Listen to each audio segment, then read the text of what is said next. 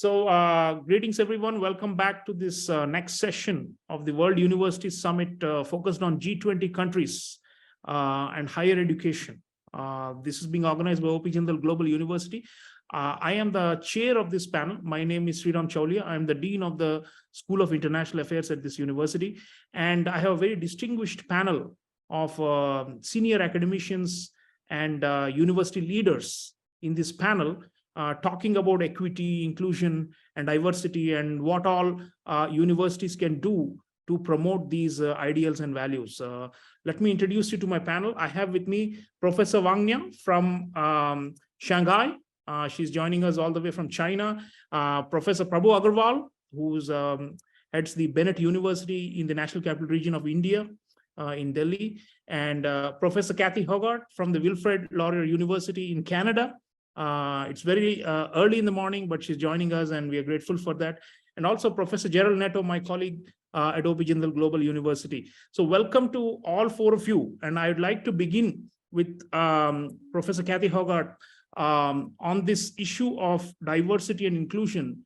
Professor Hogarth, this morning when the conference was inaugurated, India's Minister of State for External Affairs gave the inaugural address, and he said that the summit, I quote, needs to reimagine the universities of the future in a way that they strengthen their commitment toward social responsibility and community impact.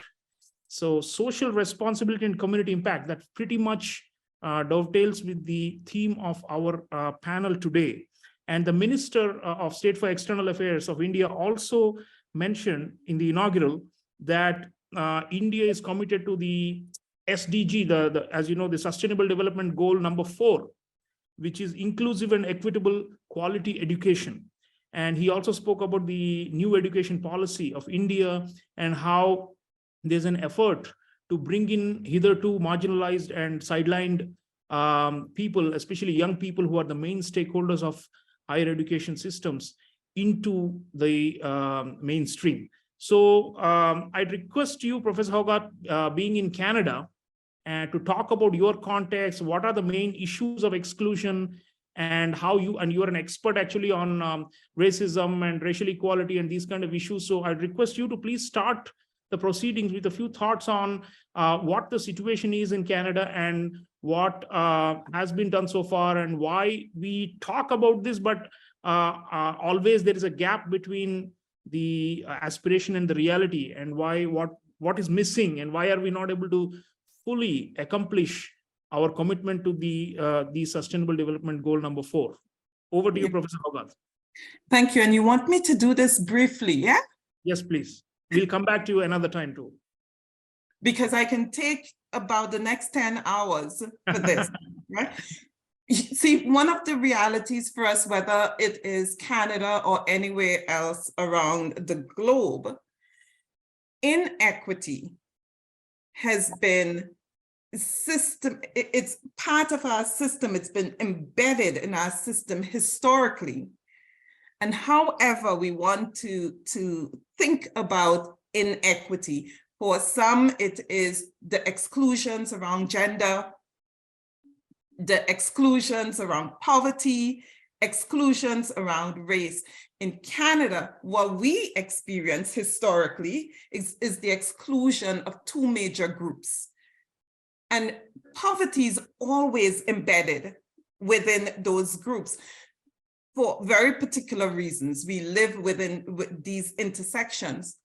But here we look at the exclusions of Indigenous peoples and the exclusions of Black folk and all other racialized folk. But for Indigenous peoples and Black people, there's this historical reality, the reality of colonialism that has impacted them. And institutions like universities, they're systemically designed and systematically built to exclude. They're built for an elite. However, again, we want to define that elite. We've had some unfortunate events in our recent past that's given rise to this notion of equity, diversity, inclusion. Now, mind you, for decades, even centuries, there are folks who've been fighting for equity, for inclusion. What we've seen historically is it takes these moments in history to create movements. And one of the most recent moments in our history was the murder of a Black man in the US, George Floyd. That's created a sort of upsurge around EDI for many institutions. What is missing is what we still haven't come to terms with collectively is these moments do not sustain themselves over time. And so we have these unfortunate events in history. They create some kind of stir, but they don't really work at lasting change. So I look at EDI, equity, diversity, and inclusion now as we are moving into a failed attempt. What we've done, and I say, I encourage universities, I encourage systems all across the world to think about it, is increased representation. That's our lowest hanging fruit. I say it's not even low hanging. That's fruit that's rotted and dropped on the ground. Low hanging fruit to increase representation of those marginalized groups, those groups that have been historically excluded from the university systems. And then we understand, once we've increased our representation of those groups, we understand that systems of inequities are tied to each other. So when you have an underrepresented group, those individuals and groups, they are likely underrepresented in every other system. And because of that historical marginalization and that systemic marginalization that runs throughout our society, what we see is a need for us to, I really like what you said in your opening, reimagine. As institutions, we need to reimagine. We will not get different results doing more of what we've always done. We won't get different results. So reimagine. We need to then increase the resources. We allocate. I like to say we need to put our money where our mouth is. So increase representation and allocate more resources, says Professor Kathy Hogarth, and I think the point's well taken. It takes an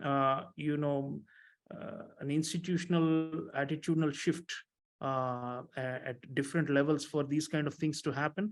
And of course, history is full of examples where representation has increased and more resources have been allocated after struggles for equality and for dignity by the underprivileged themselves. Let me bring in Professor Prabhu Aggarwal now. He heads a major private university in India. And Professor Aggarwal, here, of course, in India, the categories of the marginalized are different somewhat. But of course, there are many social and economic categories which have been left out over the years and decades since independence and even before in colonial times. So now we are in the third decade of the 21st century. How do you see this equity issue heading a major private institution where we do not have state support financially, and yet we try our utmost to make sure that those who cannot afford quality education, those who have historically not had the chance to have good schooling, those who have been left out for various reasons can still be able to get our high quality education and come and study with us. So your thoughts on these kind of issues, and what all Bennett University, for example, has been doing to meet the ideals that we have just stated. Thank you, Sreeram, for the introduction. Thank you for my panelists to join me. So as a head of a higher education institution, the fundamental belief I hold personally is that we have to promote diversity and inclusion in higher education to essentially creating a more equitable society. Okay, so that's my fundamental belief. And universities can and will play a vital role in this effort by providing a supportive environment for students from diverse backgrounds. Now, this is not something that will just happen on its own. It requires a deliberate effort on the part of the universities, higher institutions to work on multiple fronts. Kathy started off by saying increased representation, which is absolutely correct, right? I mean, it starts there. So for us, recruiting and admissions, we have to be very open to looking at ways to attract these marginalized people who don't have access to high quality private education in India, even with no state support, essentially. And it becomes a catch-22 problem. So there are ways for us to do this. This can be done by partnering with local schools, making very specific efforts in college fairs in diverse communities, and offering targeted scholarships and financial aid to students from these underrepresented backgrounds. Do we do this at Bennett? Yes, we do. Okay, we are constantly looking. I mean, have we reached the kind of scale that we want to reach? No. Have we eradicated the problem? Absolutely not. But we are conscious of this requirement. We have to provide all these students who are coming to our university, who are underrepresented, really academic support. So we have to invest in their achievements. We have to invest in their story here. We have to make sure that they're successful. We just can't bring them in. We have to make them successful, from tutoring, mentorships, counseling services, you name it. I mean, I can list off a list of 100 things, like Kathy can speak of this issue for hours. I'm not a historian. We need to train our faculty and staff. We should have a cultural competence training, right? Faculty and staff can receive training in cultural diversities, especially if you're got a lot of foreign students, or even students in a country like India, which is so diverse, from the Northeast, from the South, from the West. And we do have, India is a continent, less a country, in my opinion. So, these trainings are important if you're going to address some of the implicit biases and create a more inclusive environment. There has to be an effort to do something called diversity programming. Universities can host diversity programs that celebrate the cultures and experiences of all students. And I've seen some private schools do this very, very effectively. The concept of safe spaces is very important. We do that in a limited way right now for some of the transgender and LGBTQ communities by promoting safe spaces, creating clubs, and being open to their thought processes. Addressing, more than that, there are systematic barriers that Kathy was already alluding to. Okay, universities have to work to address these systematic barriers that prevent underrepresented people, groups from succeeding in higher education. And I think I'm just listing off some of the things that we need to kind of think through. SDG 4, and India's got a gross enrollment ratio of less than 25%. The government has set a very, very ambitious target of 50% by 2030. It just doesn't look possible. And how do I get to that number? I mean, most of these people are underrepresented, marginalized people in socially disadvantaged groups, having very limited access to not only economic resources, but even access to technology. And the Yeah. only way you're going to be reaching out to 700, 400, whatever, 40 million, 400 million young students in India is through technology. This is not going to be a campus education. So I think this is a daunting challenge. The government recognizes it. And I think I'll leave that to further thought by the group. I've just kind of listed some of the ideas that come to my mind. Thank you, Professor Aggarwal. Indeed, he has mentioned a number of very practical, doable, actionable points which can be done and which Bennett University is doing, and others too. And I also like his point about the need to sensitize and train staff members in our universities. It's not just about the students, right? Because often one hears of discriminatory practices by staff members against students or vice versa and all these things. So we do need this cultural sensitivity trainings and all for staff members. And perhaps even when going back to Professor Hogarth's original point, representation even at the level of employees, right? I mean, there also we need to show the diversity is not only at the time of admission of students, but the other side, which is the supply side of education, we need to show it's not just the demand side which needs to be diversified. Let me bring in Professor Wang Na, who's in China, in Shanghai, and I request her to share her thoughts on the inclusion problem in your country and in your university, and how you have been dealing with this issue of EDI, equity, diversity, and inclusion. Okay, thank you.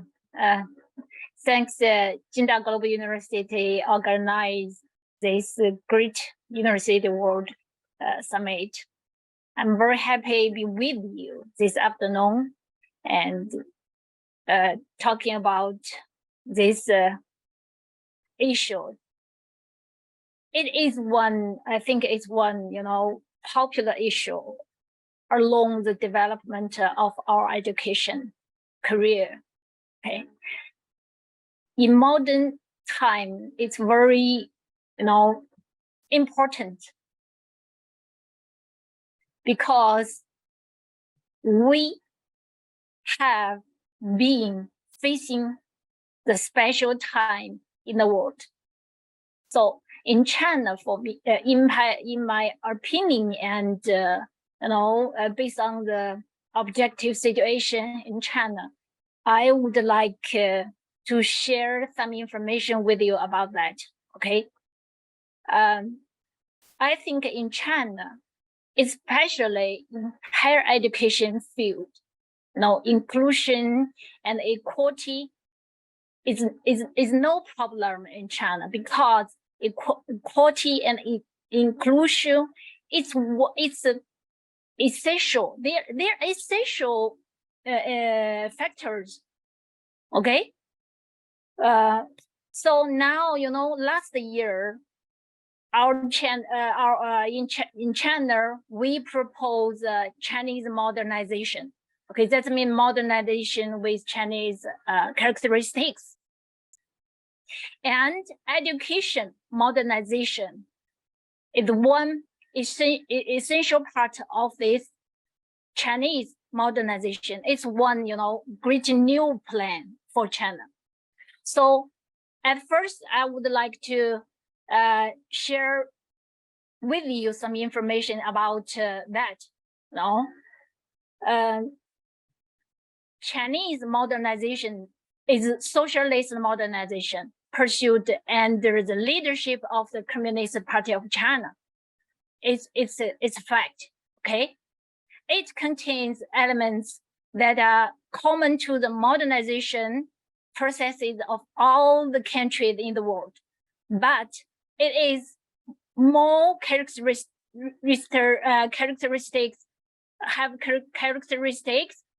by factors that are unique to the Chinese context. So the first is, it's a modernization of a huge population, China. China is working to achieve modernization for more than 1.4 billion people, a number larger than the common population of all developed countries in the world today. So that's one, that's fact, okay?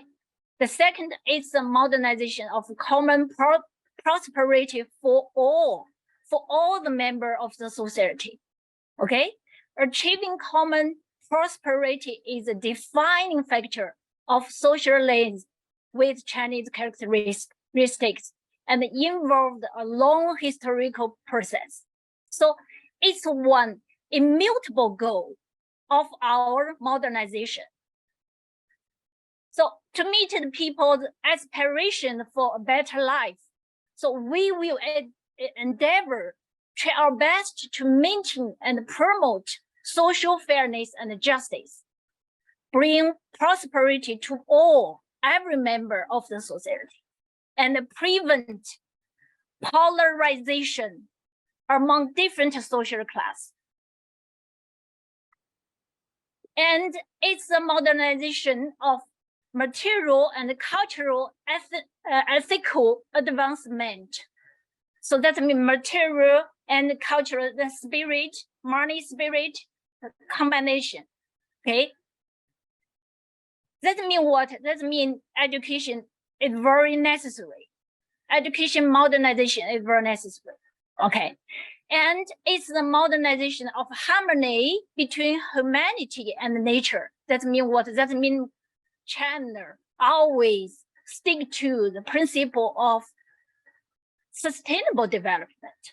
That means humanity and nature make up one common community of life.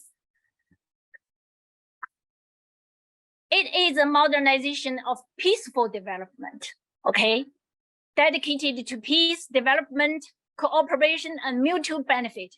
That's principle of development of China. That's peaceful, peace,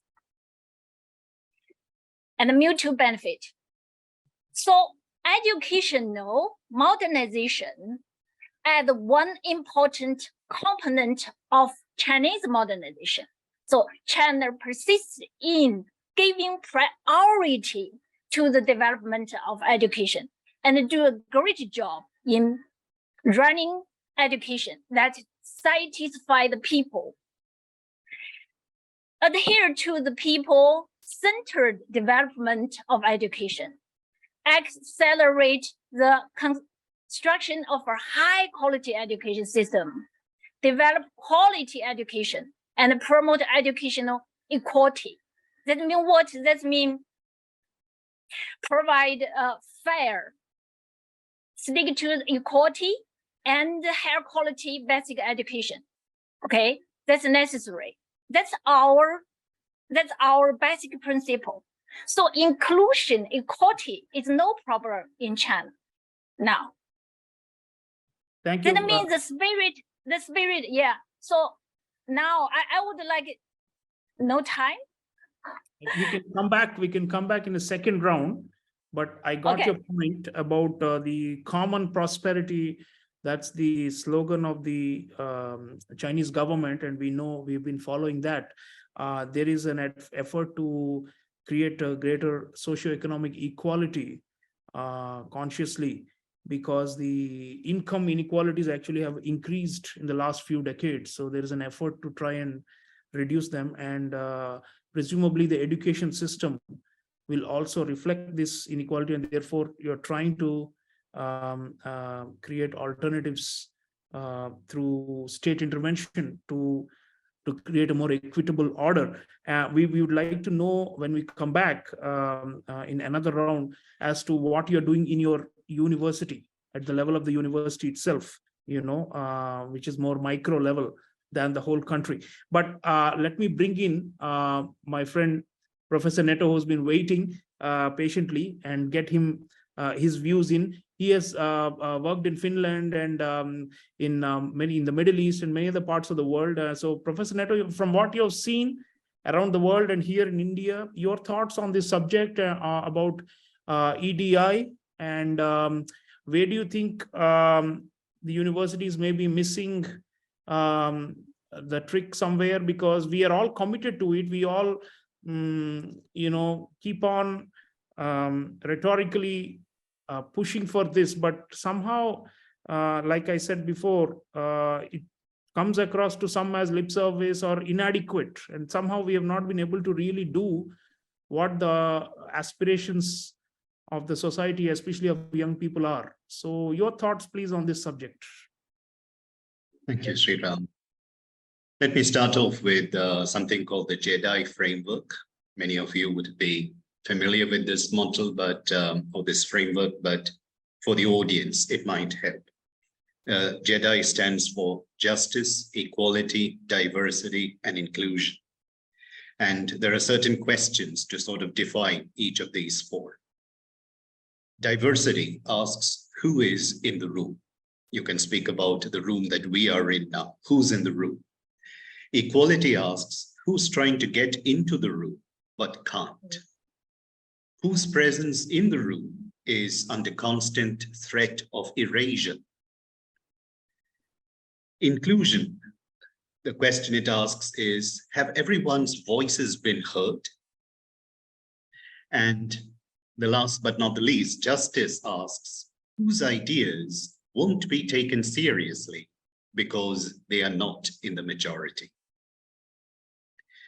Okay, let me come to myself and my experience. Although right now I'm working in India, it's been just half a year since I came to Jindal Global University. Before that, for over a decade, I was in Finland.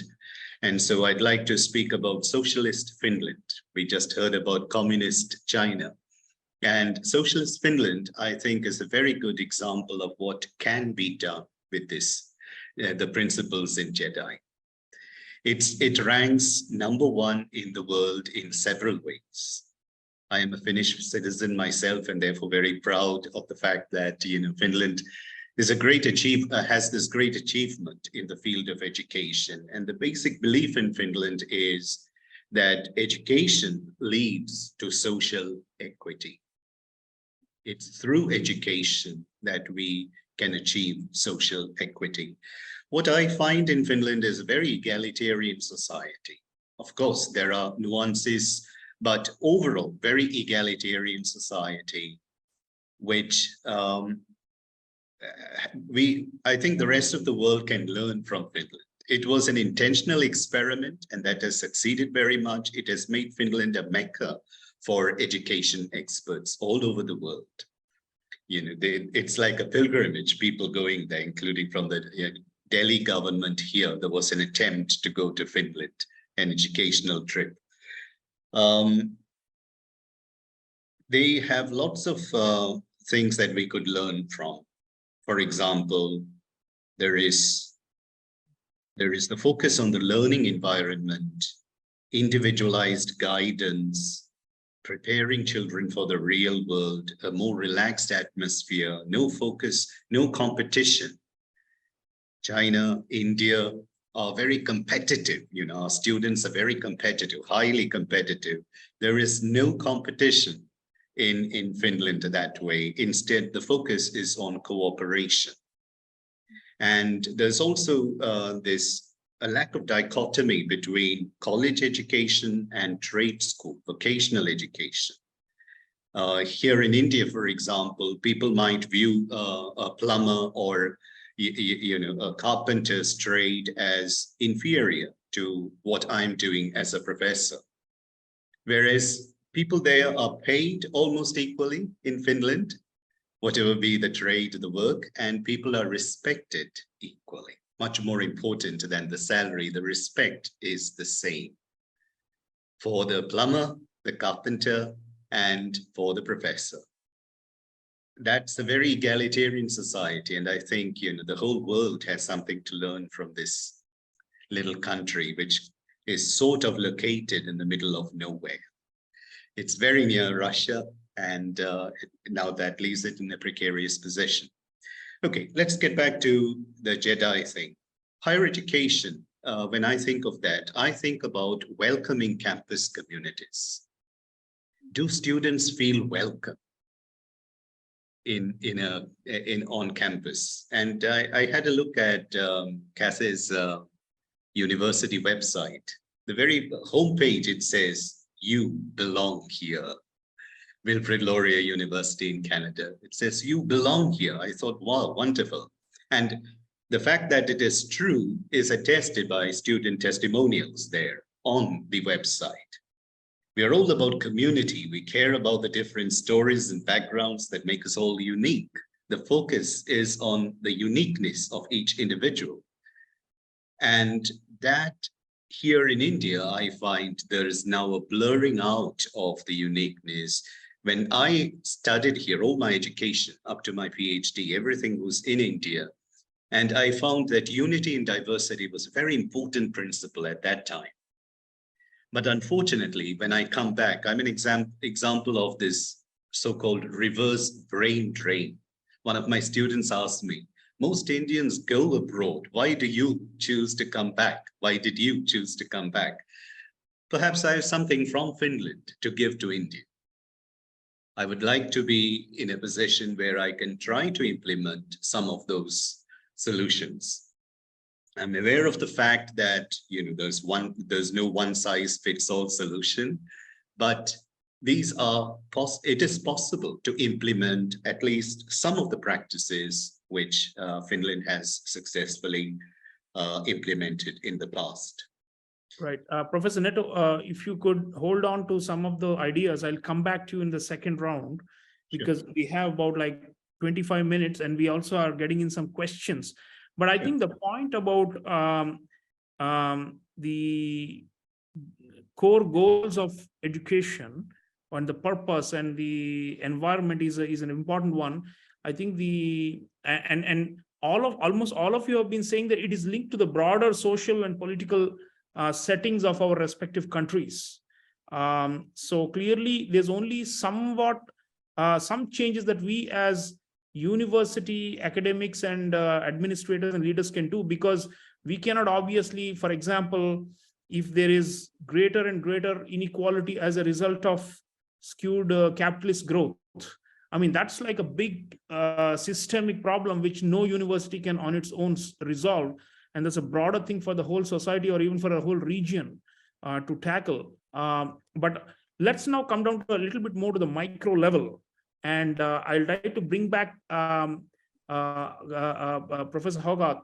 And we have a few minutes where I request you all to talk a little bit about something you as a university administrator or as an academic have done or have been part of, some initiative, micro level, at the university or even at the level of a school or a department that has helped to advance the EDI or the JEDI framework, as Gerald has been saying. So over to you, back to you, Professor Hogarth. We are now in the praxis part of this panel, and we all have explained the problems well. So if you could share one or two examples of interesting things you've done, it will be of great value. Sure. Thank you. So a few things. One, over the years, I've said, as I've moved within universities, one of the things I've always done as a professor is go to convocation, right? And one day, the president of the university turned to me and he said, "You are always here. Why are you always here? Because we have so many convocations in a year." And I said to him, "I want you to look at the platform party. All of these professors who are on the platform, what do you see?" You see a sea of white.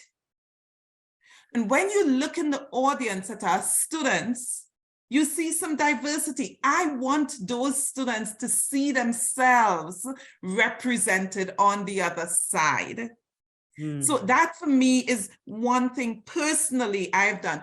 Institutionally, what we've done is to move towards, we last year determined that the groups we need to target are Indigenous and Black. And so we've done targeted hiring, or what we call cluster hiring, for Black and Indigenous professors. Again, students need to see themselves represented, right? So the representation is not just to bring in students of diversity, it is to diversify the whole system. So that is one thing we've done. The second thing we've done, changing curriculum. Who are our students reading? If all they're reading is, for us in Canada, it's white men, right? Then how is that really impacting their education? So again, seeing themselves in their curriculum is important. But the third thing I'll mention is changing policy. Our policy informs our practice. For us, it is going through as a university all our policies to look at what's hidden. And there are some surprises. I'll tell you, there's one university in Canada, very close to me, where they had a policy written that excluded Indigenous people and Black people from entering their university. Wow. Right? Now, their practice had somewhat changed over the years as a few Indigenous and Black folk filtered in, but it was still written in their policy. So going through these policies to look at the ways the institution supports unknowingly very racist and exclusive ways of being. Absolutely. So some symbolic presence and also targeted hiring and more critical pedagogy and curriculum. All these are very important steps that we in the universities can do to promote this EDI or JEDI. Let me ask Professor Prabhu Aggarwal, Vice Chancellor of Bennett University, also of what one or two things that you as the university head have tried to bring change, and what more you are planning to do. Yeah, so I alluded to some of them in my opening comments, but so we are not required by law, by our Private University Act, in terms of any reservations or having a quota system. We are not required in the UP Act, by the way, Uttar Pradesh State Act. But we have a conscious effort of 5% of our admission numbers have to be from what we call the economically weaker society, EWS. And we are very proactive about it, and it's mandated in our admissions. So that's kind of what Kathy referred to as increased representation. So, definitely that is something. We work very, very closely with the District Commissioner's Office and the Greater Noida Authority's Office. And we have adopted several schools that are basically have students from the marginalized communities. And we give them access to our campus and resources on a regular basis. So this is just a way for us to reach out to our local communities and create awareness about what we are doing. Thirdly, for our students on campus, we definitely are very conscious about different geographies. We probably have students from all 30 states in India, but some of them are underrepresented, and we're making sure that there are safe spaces for them. We have also just recently, in the last 6 months, started talking about communities of people who are gender discriminated and to create a safe space for them. And I think these are at least the first 4 or 5 things that I can recall at the top of my head that we are working on. Very much. In fact, all these actually can be replicated and even across countries. These are just good practices, and I'm so happy that so many of them are being listed here. Let me bring in Professor Wang Na again from Shanghai. Professor, in your university, you spoke about China as a whole and the broader government's, priorities and all these things.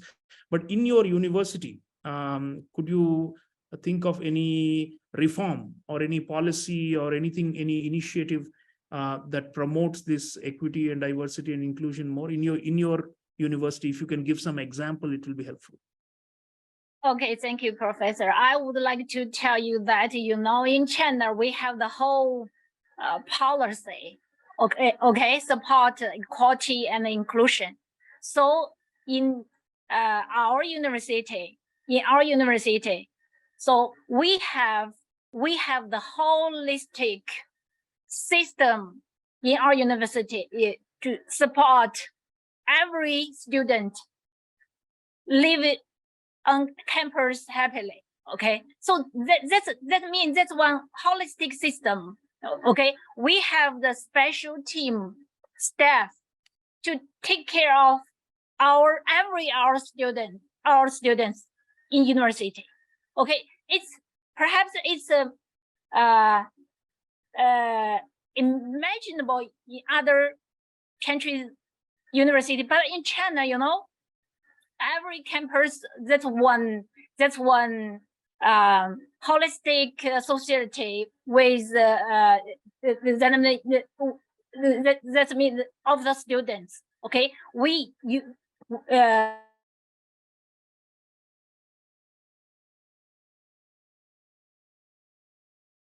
seem to have lost Professor Wang Na. Professor Wang Na, there's a bit of an issue with the connection. We'll try and get her back. Let me flip forward to Professor Netto as well and ask him to come in. Okay. You're back. Okay. Can you? Okay. Okay. Okay.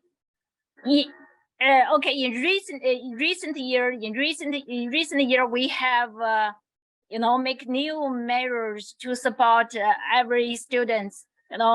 Especially international students. That means establish the culture atmosphere in our university. International students and Chinese students, live together. Sometimes the special resources for international and Chinese students combination, cooperation and enjoy the Chinese traditional culture like that. Okay, so and in recent years there exists some problems, the mental problems, some students. Okay, so our university established new regulation and support and support the special students. Okay. Okay. So thank you. There's actually no reform because we always have one holistic system to support every student happily live in our university like that. Okay. Thank you, Professor Wang Na. I think the idea of special staff who are dedicated to students for holistic education is quite interesting, and also mental health. Indeed, it's a major issue, and there is, in fact, above caste and religion and color and other forms. Are now there is this new form on the basis of which we have marginalized or excluded categories. So supporting the mental health of students is something for which we also need to dedicate a lot more resources. Those are points well taken. Let me come to Professor Netto for his closing comments on what more we can do going forward, especially in the developing country context, because Finland is like a social democratic paradise with a very small population and a very high per capita income. But what can large developing countries do? I mean, we're talking about Africa, Asia. We have some very big countries with a lot of resource crunch. So what could we do given our limited resources to further the JEDI goals, and any other practices that you may have come across? If you could just briefly share, then we'll go to the questions. Okay, there are lots of support structures available in many universities or across the world, across continents. But many of these structures, organizations aren't visible enough. They aren't accessible enough. I asked some of my students today at Jindal Global University how accessible, visible certain support structures are. And there were disparities. So that is something that we can really focus on at Jindal, for example. Jindal has many things in place, many structures in place, lots of support available, but the accessibility, the visibility, that we need to tweak. Two, in my own teaching, I have tried to focus on gender neutral language. Many a time, when a person gives an example, the default pronoun is he. He did this and he did that. And there are lots of associations with the male and female gender and how things are perceived. So trying to sort of sensitize my students, make them sort of aware of disparities. Many languages actually are imbalanced, have a gender imbalance in themselves. English, I perceive as a very gendered language that way. Finnish, on the other hand, again, as a solution. There is no he or she. There is just one word, han. And his or her would be han in, That, again, is something to think about, the way people perceive society. A lot of it is mediated through the language that they use. So gender neutral language, one, and the visibility and accessibility of existing systems. Perhaps also more cultural programs, more sensitization, workshops. Do faculty get training in all these concepts, diversity, inclusion, justice, all these things? Do non-teaching staff get training? Do students get training? I asked my students today at Jindal, have you had training? And they said, well, training is available, but it's optional. We would like it to be mandatory. This is what they said, because we recognize these are important concepts, but they aren't mandatory now. So that is something that Jindal can think about, making these, a must for freshers. Great. I think these are all very, very actionable and pragmatic, all that we have been hearing. Let me now share a few questions from the audience that have come in. There's a very interesting one, a very fundamental question to the panel. Which is a better model to promote inclusion, equity, and diversity in higher education?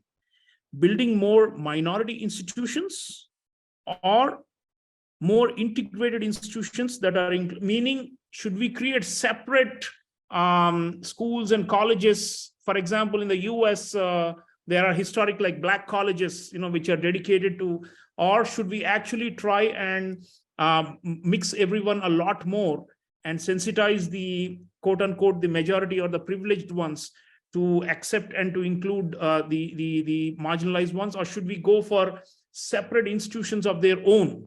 In India, for example, to promote women's education, a lot of girls-only colleges and girls-only schools and all these, the co-education is not always the norm. There are many unisex type of institutions, and the idea behind it is, they need a separate environment where they will not face discrimination or coercion. So I'd like to throw this to the panel. Maybe Professor Hogarth, you want to comment quickly with your view on this question? Sure. I say it's neither one or the other. I say when we have historically embedded injustices, like in the US, where for centuries, Black folk have been so marginalized, creating these spaces for historically Black universities, they are essential. Where in India, where gender has been so significantly historically marginalized, creating these spaces, they are essential. But it's neither one or the other, it's both. So, yeah, I guess it's not a question of a choice. It depends on the local context that you have to make a call on which is the best way to promote equity. There's another interesting question directed at Professor Prabhu Aggarwal. And the questioner says, Professor Aggarwal has talked about the efforts his university is making for inclusion and access. But he says, but the questioner says, how can the old universities, especially public universities with old structures and systems, change their ways, especially when they're deprived of public money and forced to generate more resources through student fee? There are a lot of budgetary cuts that the public institutions are facing because governments are broke or are struggling to finance. So the question is, you are a nimble new private university, and you have got a vision as a vice chancellor, you're able to transform things. But some of our big public universities, 30, 50, 60, 70,000 students or more are struggling. And how can they reform? That's a bigger question, isn't it? Yeah, exactly. In fact, tough question, tough problem the government is in. The most admissions into some of the better public institutions are based on all these nationalized tests, which are really not examinations for selection, it's for elimination. So that's one problem that they significantly face.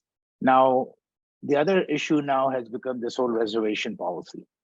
And that's how these public institutions have been addressing the inclusion of so-called marginalized communities through these policies of reservation. But the definition of reservation and categories are not well defined.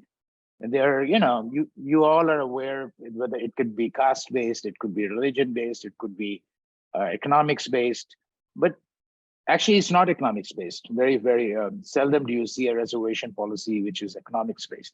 It's happening at the school level, but it's not really happening at the university level. And that's why the dismal state of affairs in public universities. And, my alma mater, IIT Kanpur, I can tell you, 50% of the students studying there, this is firsthand information. They tell me that they don't even have to go to class because they're guaranteed a 6 because the remaining students are not even capable of being here. I mean, it's just a dismal state of where we are. And yes, we are private universities. We are more foresighted in seeing where the future can take us. We are nimble. We have to balance our economic sustainability models also.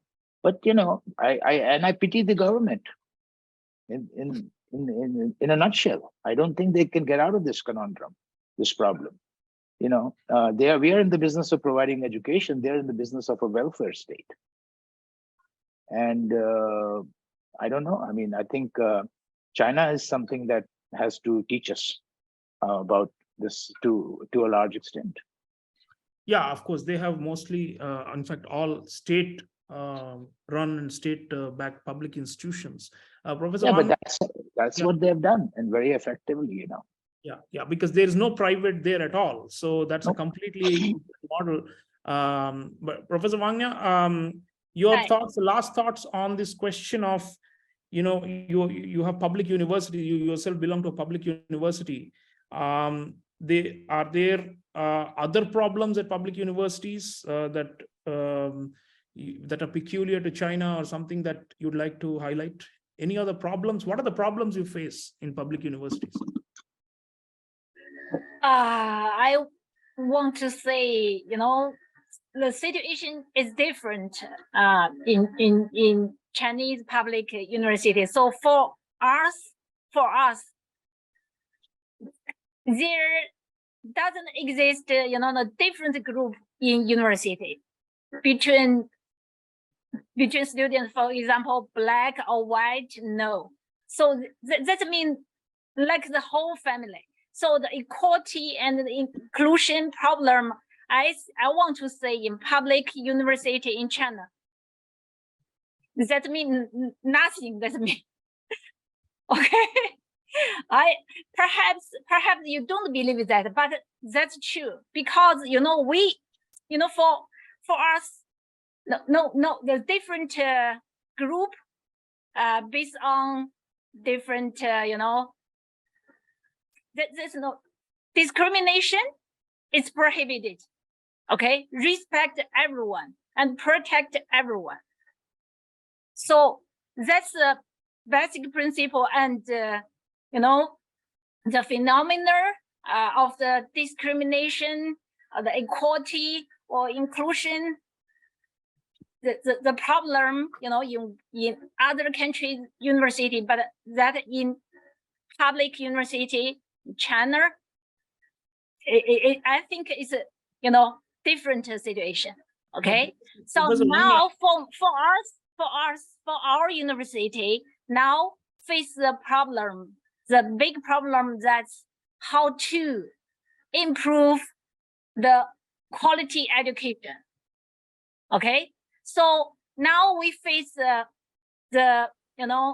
big problem, that's how to improve our international level. That means connect with more and more university in the world.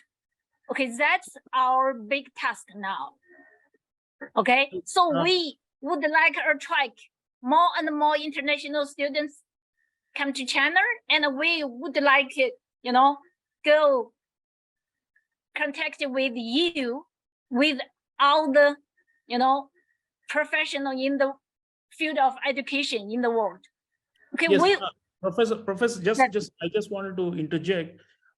So yes, okay, quality is your main concern, and you're saying equity is not a problem, but you have migrants from rural areas who come into big cities. There are hundreds of millions of them. You have the hukou system, and there is a persistent gap in economic development between the coastal and the big cities in China and the interior, the hinterland, right? So isn't there a gap in the quality of education being received by Chinese students who come from rural areas and from quote unquote less developed provinces?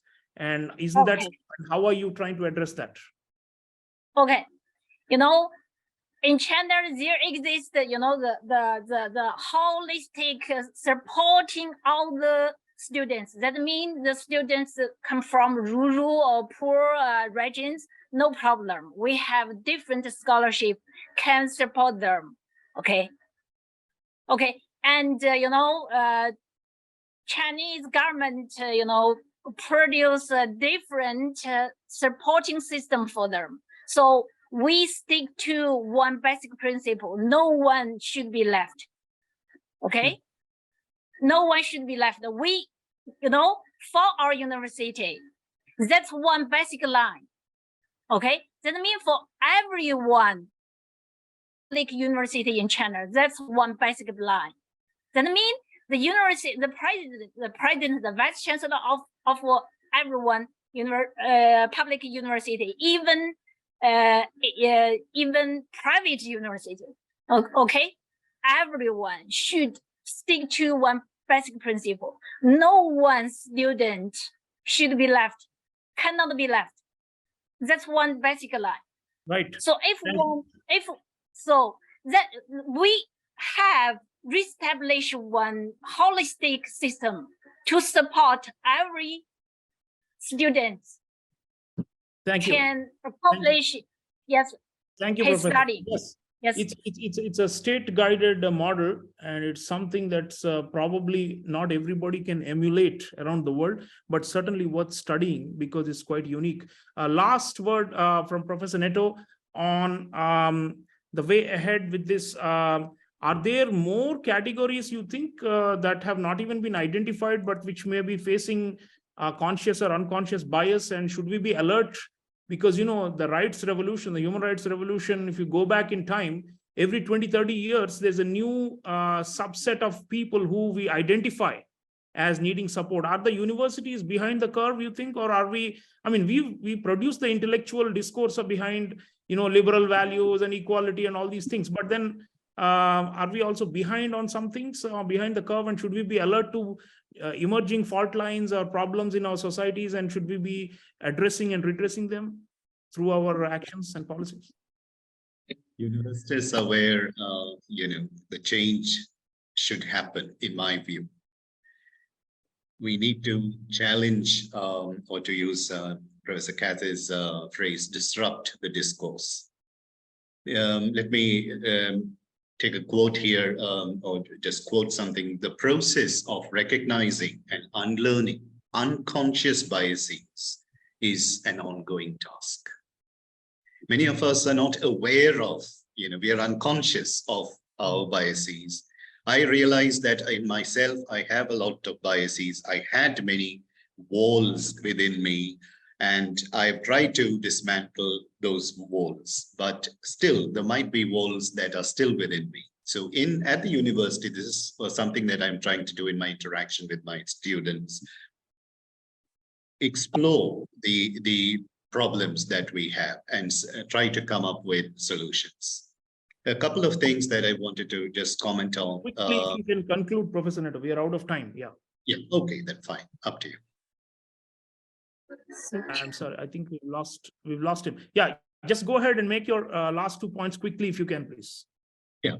Here in India, the constitution, the law has all these affirmative action policies, what we call reservation policies, but they aren't implemented properly. I would like them to be implemented effectively. In so many IITs, IIMs, central universities in India, we find lots of seats are vacant, both for faculty and for students. Why this resistance to something that is legally binding, but people still don't do it, they get away with it? I would like reservations to be implemented in a very effective manner. That is one. Back to Finland. All universities are public universities, all education is free, and there is also a great sort of focus on lifelong learning. In India, I find, a lifelong learner, an adult, a rather elderly learner can be looked down upon, frowned upon by certain segments of society, whereas there is equal respect. So ageism, sexism, all sorts of things, racism, we have all these problems in this particular field. Thank you for reminding us about ageism also. I mean, usually people don't consider it as a main problem, but then it does exist, and sometimes in a very subconscious or unconscious way. So thank you to distinguished panelists, everybody. It's really been highly enlightening, and we've learned a lot. I believe that people are going to watch this panel and pick up many of the good practices that we've identified and try to think about implementing them in their respective universities, in their respective social contexts. Big thank you to organizers and for all the panelists for sharing their valuable insights and time. That's all we have. Take care, and best wishes to all of you. Thank you. Thank you. Thank you. Thank you.